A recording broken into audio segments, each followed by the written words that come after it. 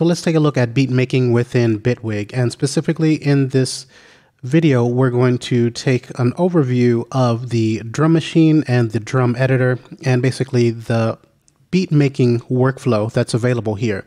Now, the drum machine that's included with your DAW is very important to me because sometimes I'll actually just use one instance of a drum machine and create an entire track from that drum machine. I'll load my drum sounds, percussion, and a few samples and just use that one instance of the drum machine to create the entire track. So having a drum machine that's functional and being able to work with different effects very easily and mixing and routing is critical for the type of music that I do. And Bitwig provides all of these things and more. Basically, the beat making and drum production process here and the capabilities are almost endless. So especially if you're someone who likes to take field samples, for me, a lot of my drum sounds, I'll use field samples that I've recorded or downloaded from online and then tweak those to make them my own so that I'm working with drum sounds that absolutely no one else has in their productions, their tracks. So what I just played was a simple beat that I made really quickly here just so that we have something to play with in this tutorial. But first, let's switch over to this other project that I have open because I just want to show from the very beginning how we can go about loading the drum machine to begin working with our beats. So when you create a project, it's automatically going to have an instrument track that's loaded. This template is a bit altered. This is my own personal template, but if you're using the Bitwig template, you're going to have two tracks, I believe, an instrument and an audio track. So you select the instrument track, and then here in the device panel, we can open and close that by pressing D. We can click on the plus here, and then over to the right, we have the drum machine here. So I'll double click on that, and then that's loaded.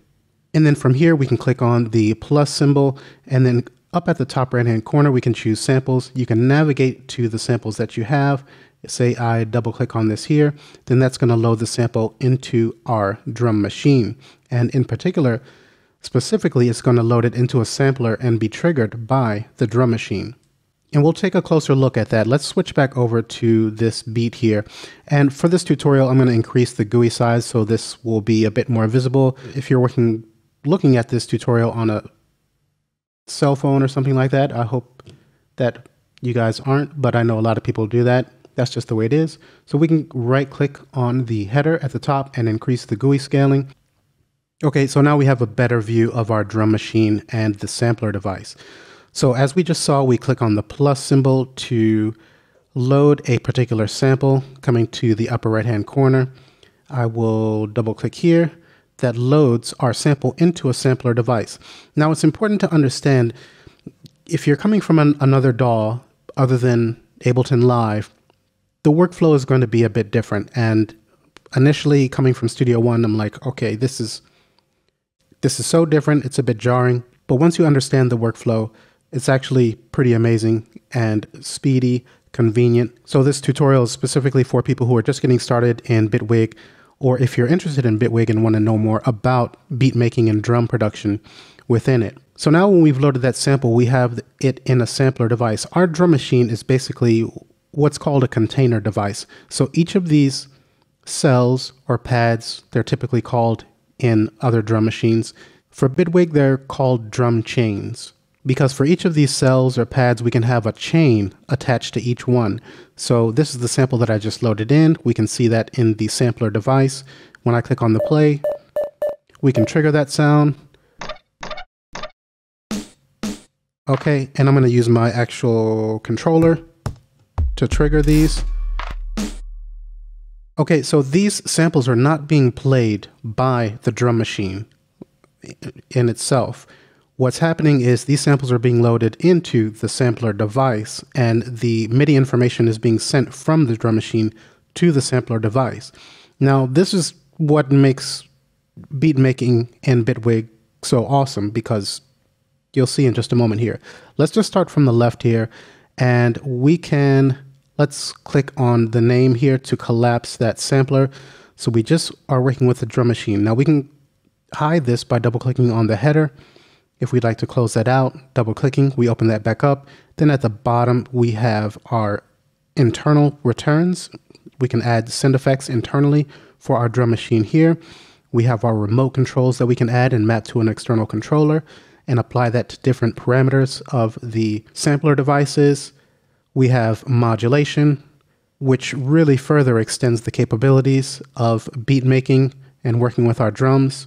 Now here we have we can load up to 128 different samples, and we can choose the different drum chains by clicking on the grids here. We can see this one is active. That's the one that has our samples on it. Scrolling, using the scroll wheel, we can choose between each of these. Let's come back to the one where we have our samples loaded on. Okay, now here at the very top, we can see the name of the sample that's loaded in each of these cells. So this clap broken, we can see when that's selected, we can see our sampler. The sample name is up here in the left-hand corner, and we have a visual representation of that sample. And if we click on the Show Expanded Device View, we can actually really see a large view of the waveform for this sample and do things like adjust the start and end points for it up above. We can also do things like turn key tracking on, setting the root note, adjusting the gain. We can reverse. So let's see. Clicking here, we can reverse that. And I won't go through all of this, but we can set up loops, a lot of possibilities. And these settings and parameters are typically included in a lot of drum machines that you work with. But as you'll see as we go along, there's much more that we can do here. And so all of these controls that we see in the expanded device view, these are available down below. So if we don't have that open, we can also adjust our start and end markers here. Okay, to work with that sample, we can add the reverse, our loop, adjust the crossfade. To the left, we can adjust the pitch. Double clicking will take that back to the default. We can put a glide on there. We can adjust the speed. Okay, so by default, when we load the samples in, it's going to put it in the sampler device and it's going to be on repitch. This is the traditional sampler mode.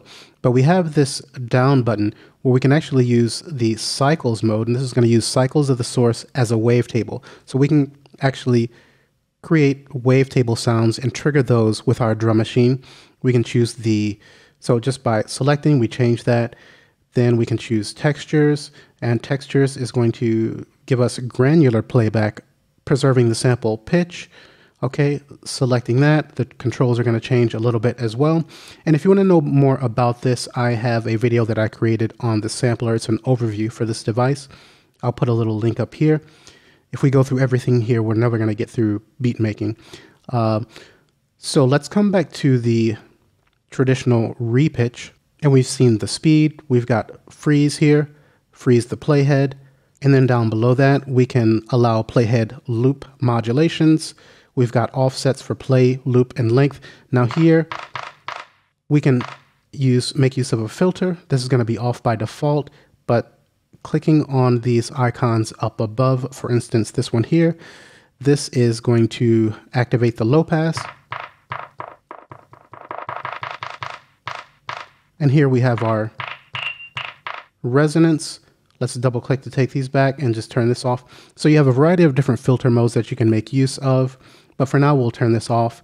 Now by default, this is going to play with an envelope. So if I press and quickly release, it's not going to play all the way through. But a lot of us want to use one shots, so you can come to the AHDSR, click on the down arrow and change this to shot. And then if I press and release, it's going to play this sample through in its entirety. Now let's hop back over to our drum machine, because I just want to quickly show that when I trigger with my external controller, you can see that our sampler remains on the currently selected drum chain or cell.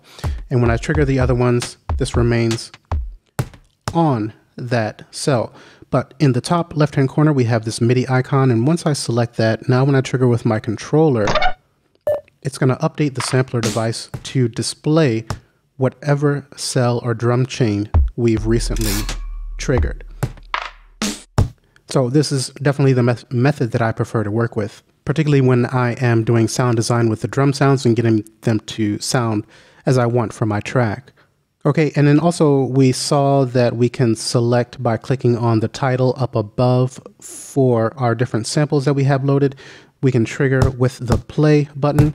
We then have solo, so we can solo an individual sample in our drum machine. We can mute these samples as well. And then if you notice here, we have a channel strip that's going to display for whichever one that we have selected.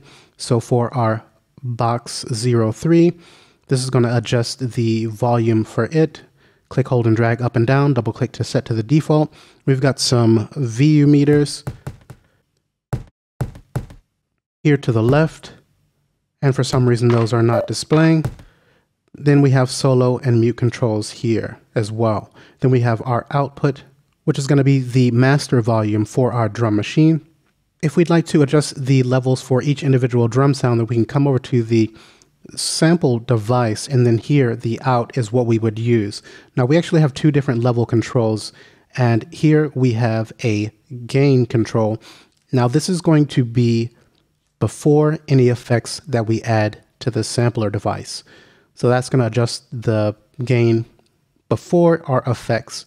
This is going to adjust our level after our effects. And we'll come back to this in just a moment. And coming back over to our drum machine, if I right click on let's come to the bottom left, this box 05, right click, we have a few options here. We can actually change the color for this drum chain. And let's just be sure that this is selected. Okay, yeah, box 05, right clicking. If I change this to this red color, you'll notice that the bracket above changes color. And then here in our drum machine, the bracket changes as well. Let's come to box 03, right click. Let's change this to the yellow. We can see that our bracket here changes. Let's come to the kick fat, change this to green. Come to the kick ear, change this to the purple. So this can help you better identify your drum samples and sounds if you'd like to do so. Right clicking again, we can set up choke groups and targets. Now another reason why it could be helpful to change the colors of these drum chains or cells is that once we start to add effects to the drum sounds, it's going to help us to better identify the routing for these items. So coming to our sampler in the upper right hand corner, we have effects. So when we add the effects here, it's going to be specific to this drum sampler contained in the sampler device. So if I click on this, let's actually not add to the 808.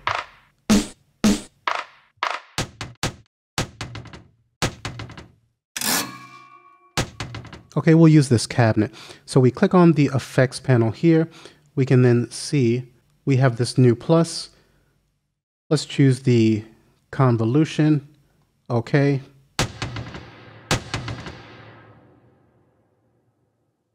So now we can see the blue bracket, which matches over here in our drum device, our drum chain cell here in the drum machine.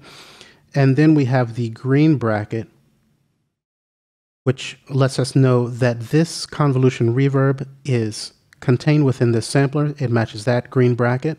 And if you notice here in our effects panel, we have a gray box that lets us know that we have one effect device applied to this specific sampler. So if I click on the effects panel, it will hide that. We can see that there's something there. Clicking again, we can open up our convolution reverb. And as we saw with the drum machine, we can double click on this header to collapse that if we'd like to have more real estate.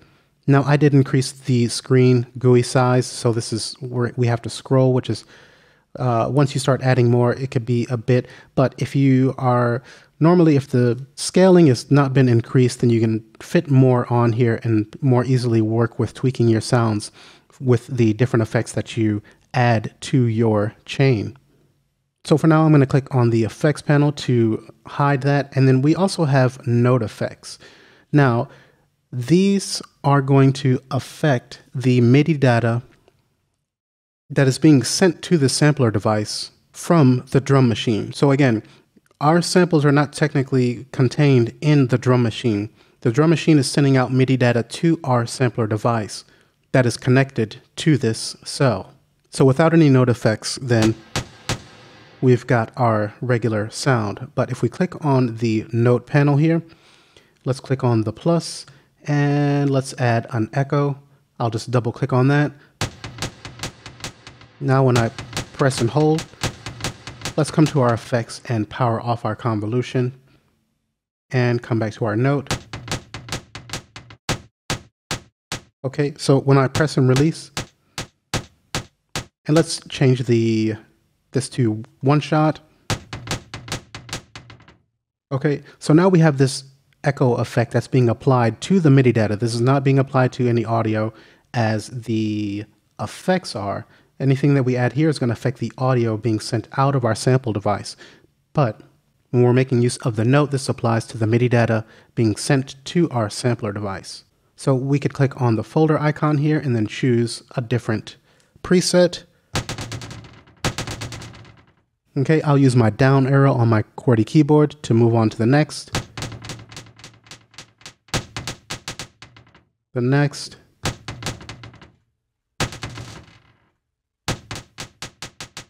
Okay, and then I can press enter to accept that, and that's easily loaded. Let's close out our note effects and come back to our effects where we have our convolution and power that back on. Here we have the same folder icon that we can click on to choose a different preset for our convolution reverb. So if I want to select this, I can then use my down arrow on the QWERTY keyboard.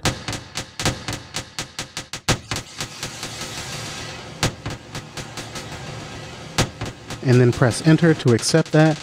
Let's come back to our sampler and I'm going to reverse this. And this is being affected. It's not working correctly because the note device is re-triggering here where there's no audio information. So let's power this off for the moment. Collapse that. We can move our end marker in. Open up our effects. Experiment with different reverbs again.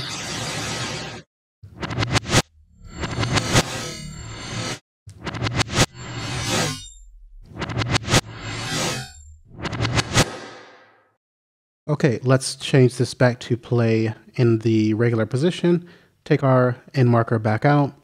And speaking of these markers, just know that we can, if we decide to select a specific area, say you want to load an audio sample that's not drums, a sample that you want to trigger, and you adjust the end markers, you can always double click to zoom in to the region that these markers are set to. Double clicking again, we zoom back out to show the entire sample up above. And again, we saw that we can use the expanded device view. We have the same functionality up above, double clicking. We zoom to the region within our start and end markers, zooming back out. By double clicking, we can click, hold, and drag to zoom in, drag to zoom out, drag up or down. Let's close out the expanded device view. Oh, one other thing, we can also detach this. If you had a second monitor, you could always detach the expanded device view, make this full screen, and just, as I mentioned in my other videos, I'm an audio nerd and I love seeing big waveforms, especially when I'm tweaking my sounds. So if you have two monitors, you could always put this over here and work with your start and end markers, your root, your gain, your reverse, and so on. But we will reattach that and let's close it out. And let's come back to our box 05 and select that. We can see we had changed that color to red and we can see the bracket here. So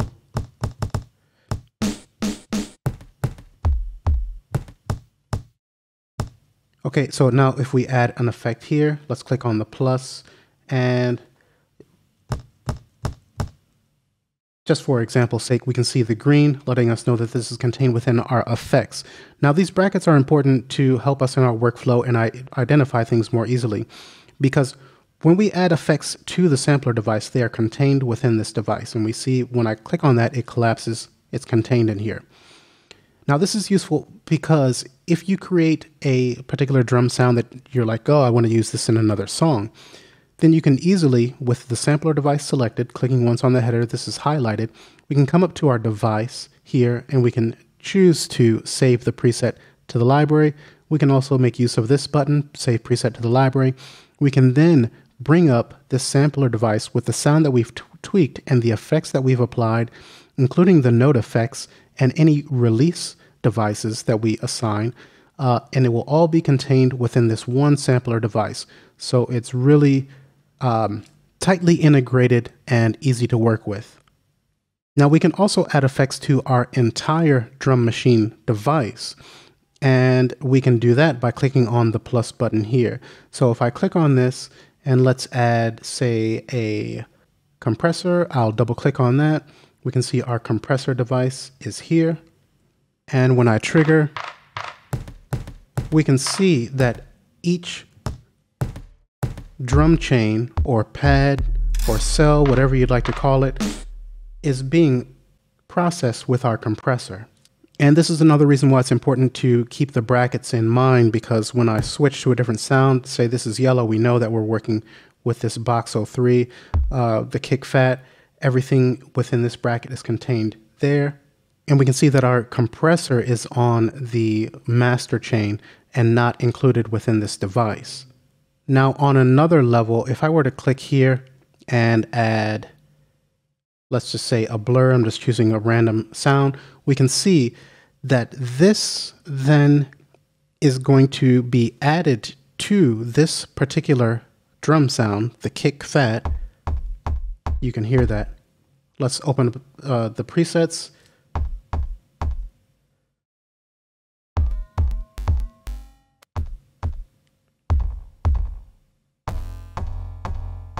I'll press enter to accept that.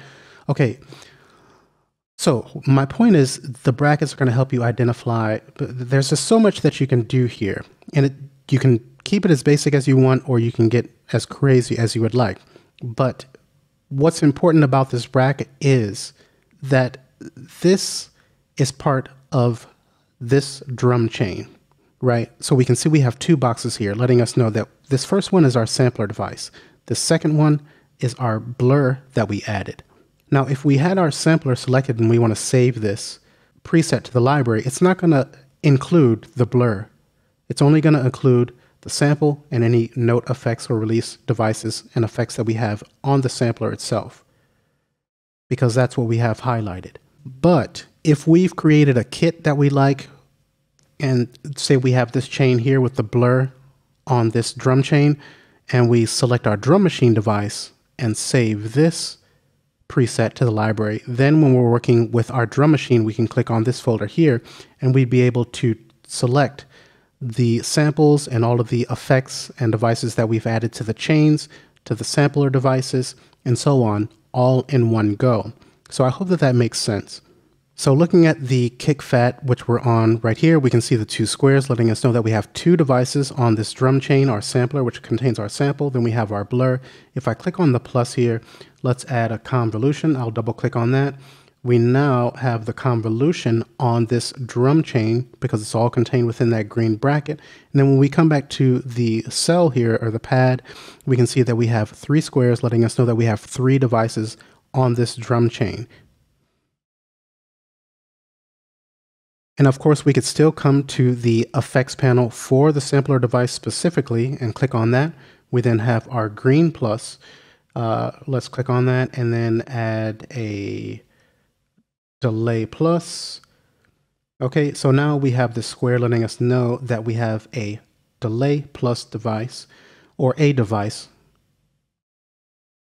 contained within the sampler effects, which is nested in our overall drum chain for this particular pad, right? So we can see the lighter green, then the darker representing our effects here.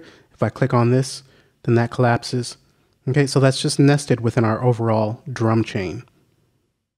Okay, now let's take a look at something else that's just even more crazy. And this is a lot of information to take in. And as I said, you can keep this as simple as you'd like. You can just load up the individual samples that you want, and you don't have to do any other processing. But if you're someone like me, again, who really loves to tweak your sounds and come up with something that no one else has, you can. I hope that you're beginning to see the tremendous potential here. So this other crazy feature of Drum Machine is that we are not stuck with traditional audio samples. We can load in any device that is contained within Bitwig. We can load in a third-party VST into our drum machine. Okay, so let's take this A sharp one. Okay, we don't have anything here. So let's click on this. I'm going to click on the plus, and let's change in the upper right-hand corner here to devices. And I'm going to put a Hive on here, Yuhi Hive. This is a third-party VST instrument. So I'm just going to double click on that, and that's going to load up. And then we can see our synthesizer here. What if you want to use a drum sound from Hive? We can do that. So let's click on the magnifying glass and come to the left here for our directory. And then let's see, we've got our drums and hits. I'll select that. Let's click here. Now I'm going to trigger with my controller, and I'm going to use my down arrow to move.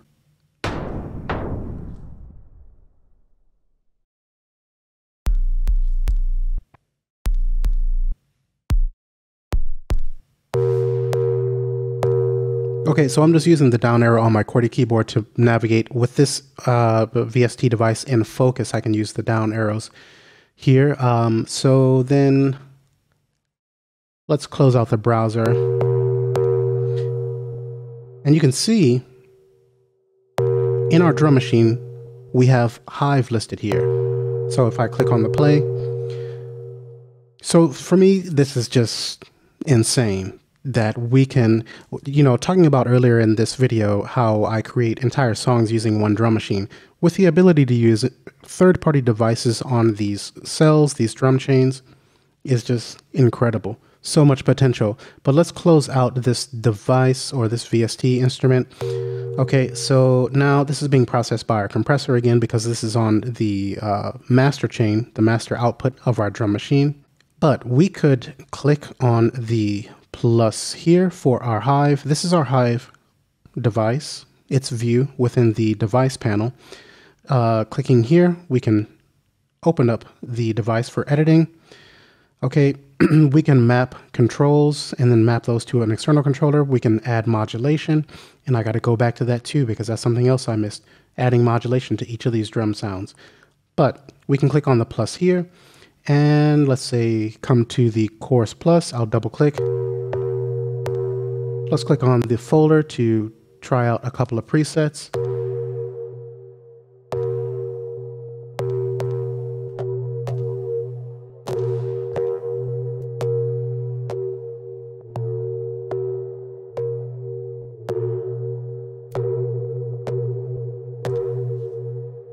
Okay, so even further processing beyond the effects that are included in the third-party device itself. I mean, you've got all of these that you can use to tweak your sound. You can add the effects from Bitwig as well, or you can add third-party effects clicking on the plus.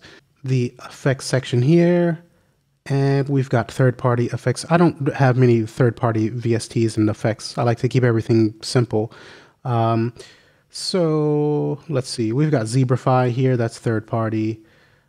I've got SparkVerb by UVI, so I could double click on that and then load that in.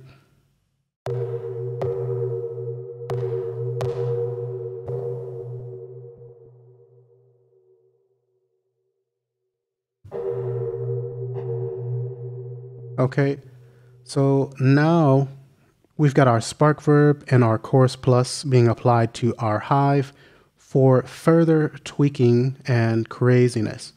If we'd like to access our SparkVerb again, then we can just click on the Show Expanded Device View button there. And then here what we have are all of the different parameters that can be automated, okay, and adjusted. In this field here, you can search for a particular parameter. This is going to apply for our Hive as well. So coming down, you can see we have Synth Engine Normal, Solo Oscillator 1, Scrolling. So all of the parameters that are contained within Hive, we can adjust here within our device panel below. If we right-click on a particular parameter, then we can map to a controller or key. We can add an automation lane for that. We can set to the default value. All right, so, but for now, I'm going to go ahead and remove these. So just by clicking on the header once we select that, it's removed. This one is highlighted, so I'll press delete. Very easy to remove our devices and third-party VSTs. And let's select a different cell. Just a few other things to mention.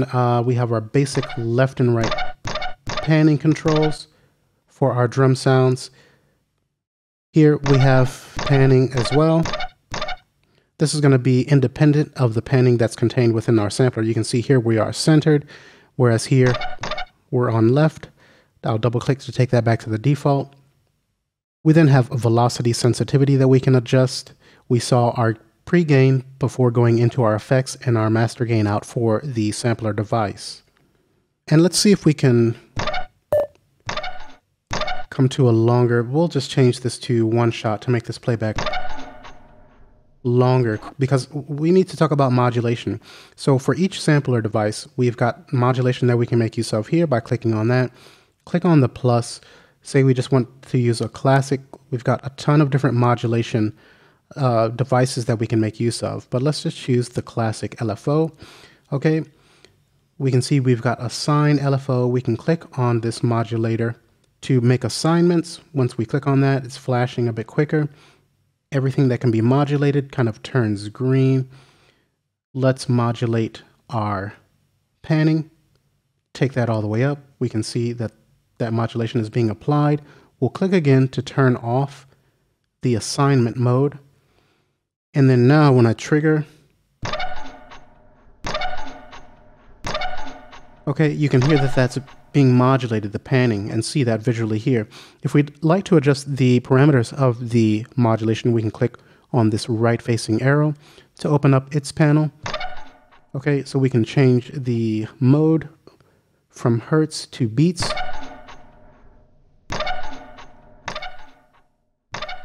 Okay, adjust the hertz. We can adjust the waveform type.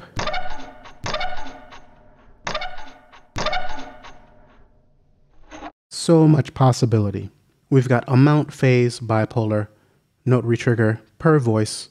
So if we have a device that is playing back multiple voices, the modulation can be applied, the classic LFO can be applied to each individual voice that's being played back, which is just insane. So I hope this is really sinking in for those of you who may be getting started with Bitwig or looking at it. Just, there's so many capabilities, and I know this may seem overwhelming. I'm going to do more in-depth tutorials where I go slower and just focus on each device. And as I said, I already have a video on the sampler. If you want to see that, check out the link that I mentioned. So there's lots that we're going to take a look at in the future and go a bit more slowly, but I wanted to do an overview of everything that's possible. Now, we have this modulation just quickly. If you would like to remove a modulation, we could always right-click on the device and clear. Here, we could also, with the sampler device selected, I'll press I to open up the inspector, and then we can see our classic LFO, and anything that's been assigned to it, including our panning, we can click on the X to remove that. We can see that that's now been removed here. If we'd like to remove our modulation, click once to select it, press the delete key. And let's close out our modulation panel, and I'll press I to close out the inspector. Now there's still a lot more that we could talk about, but I'm going to save that for the more in-depth tutorials. So I'll do a tutorial specifically where we go more into the drum machine. But let's finish up with just taking a look at the drum editor and quickly taking a look at the mixer, the mix panel. So let's actually, I'm going to press Shift and Tab to, actually I just want to press Tab to open up the mix layout. Now, here we can see our drum machine. So we've got a lot of different samples that are loaded. So when I trigger these samples, we can see the meter is active here. But if we'd like to work with the levels for each individual sound, we could do that down below in our device panel. But if you'd like to do it, if you're working on a mix and you'd prefer to do it in the mix layout, we can come to the upper right-hand corner for this channel, click on these two arrows, expand that out. Okay, and now we can adjust the levels and panning, solo, mute, effects, and effects sends for each individual drum chain or drum pad cell. Again, whatever you'd like to refer to it as. Coming back up to our double arrows, we can then collapse to the main stereo out for our drum machine. Okay, so now I'm going to Shift Tab to come to our edit layout, and this is where we can go about if you would like to manually program your drums. Okay, so clicking once, we can hear these played back. When we double click, we add a note. Double clicking, we remove. And that's because we're going to be on the pointer tool by default here. If I click to show the drop down menu, we can work with the time selection tool, the pen tool, eraser tool, knife tool. And these are tied to the number keys on the QWERTY keyboard 1 through 5. So if I'm in the editor, I can press 2 to switch to the time selection, 3 for our pen, and then draw in, click, hold, and drag to create different length notes. Okay, then 5, we have our split or knife tool. Then I can come in and make cuts. Press 1 back for the pointer tool. We can see that this has been split into individual notes. If you'd like to turn off the auditioning, then you can come to the bottom left-hand corner and turn that off. So now these will not play back when you select them. Let's select those and press delete to remove. Turn our auditioning back off. Even if you have this off though, you can always click on the speaker to audition your sounds. Now here at the bottom, we can access our note expressions. So clicking once, we have our velocity, where we can adjust the velocity for each of our samples. And this is probably important to show up at the top here. These are all showing the color of our clip. So let's shift or just tab to come back to this view here. So we can see our clip color here. If I open up the inspector and let's change that to this orangish color and come back to our editor, but we'll use the shift tab to get the edit view. Now you can see all of our notes are this orange color that we've changed it to. But we can right click in the editor. And let me try clicking on a note here. Okay, so I know what's happening. It's because when we're in drum view, we don't have access to change the way that these are colored. But if we switch over to the piano roll, then when we right click, we can choose whether it's going to be, the notes will be colored by clip, note channel, pitch class, or velocity. So if we're working with drums, we may want to choose the pitch class. So now when we come back to our drum editor, we can see that these are going to be colored according to the pitch.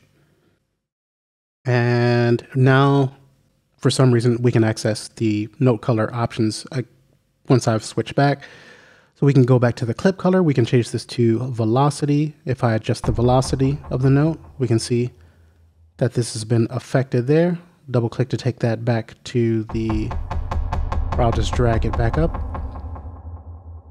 Okay, let's change to pitch class. Okay, so velocity controls down here at the bottom, and then we have chance, so we can adjust how often these MIDI notes will play back. If you have hats or snares, you can, by default, these are all going to be on 100%, and I'm going to press I to open up the inspector just to show that the chance settings here can also be accessed in the inspector here. So with this selected, if I drag this down, we can see that that updates. So you have a couple of different places where you can make the adjustments. So as you take these down, they're not always going to play back on each pass through. Okay, so the lower, the less often it will play back when your project is playing back. We can then make adjustments to the timbre, to the pressure, to the gain, to the panning, and these are going to be for each individual MIDI note. So if we take the kick fat, for instance, I could click, hold, and drag that here, there, here, there. This is applying to a lot more things, actually. We could tell by the color of the head on these devices what we're actually affecting. But then when I play this back, I'm going to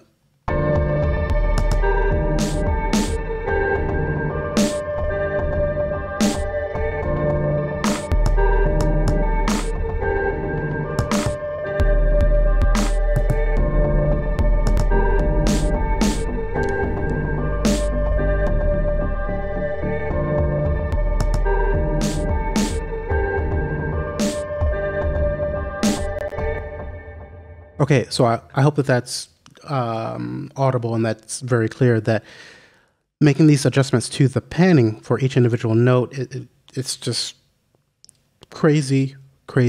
There's so much that you can do. There's so much to cover. And I know it's a lot for one video, but my intention was really just to focus on showing everything that's capable. You may want to watch this video a couple of times.